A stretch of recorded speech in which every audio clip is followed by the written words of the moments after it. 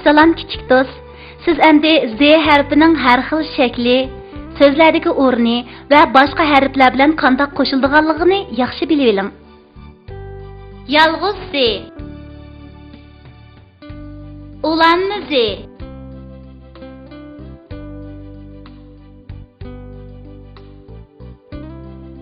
Zirapijon egiz bo'g'ash osmonga beqib, tushib ketdi bir o'rakka, yetpedi qilib.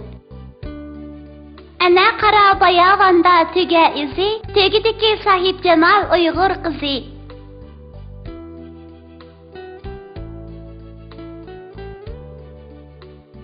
Z'ga ani qo'ysak za bo'ladi. Z, a, za.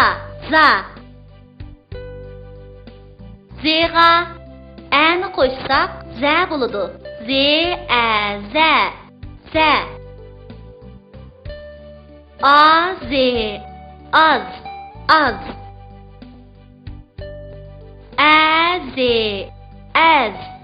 Az. Ağa zatni qo'ysak azat bo'ladi. A, Z, azat, tezat, azat. Erga zanni qo'ysak erzan bo'ladi. Er, Z, azan, zan, erzan.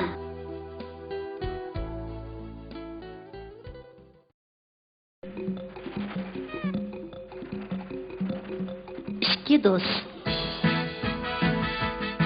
Burunqi zamonda yap-yeshil o'tchib, büyük baraqsan dəldiraq və xushburaq güllər bilan to'lgan bir joy bor ekan. Atrofdan olqonchilik qumluq yoki toshliq topqili bo'lmaydi ekan. Hayvonlar bu joyni jannat makoni deb atishadi ekan. Zirapijon bilan Yilpizoxun ashu sehi tabiatning qo'ynida g'amsiz, xo'shal-xuram yashab kelayotgan yaqin do'stlar ekan. Bir kuni ular odati bo'yicha dala saylisiga chiqibdi. Ular o'zlarining uyi, bolalari va ularning kelgusi to'g'risida paranglashib ketib, hech qachon uchratmagan bir qo'rqinchli manzilga duch keldi. Ular qarg'udak bo'lsa, atrofdagi dal-daraxtlar kesilgan, o't-cho'plar chaylangan ekan. Buni zodi kim qilgandi? Debdi Zirapijon ochiqini zo'rg'i besib. Bu heliqi odam deb ataladigan maxluqlarning qilgan ishi bo'lsa kerak. Qarg'ana bu izlarga shularni kerak qiladi. Debdi Yilpizoxun yiroqqa suzilgan odam izlarini ko'rsatdi. Biz mushi iz bo'ylab mengib boqaylik. Balkim odamlarning shuncha ko'p daraxtni zodi nimaga ishlatganligini bilib olamiz. Debdi Zirapijon. Ular odamlarning izini bo'ylab yurib ketibdi. Yo'lda ularga uzilib ketgan bir zanjir uchrabdi. Bu zanjirni cho'qim daraxt kesganlar tushirib qo'ygan gap.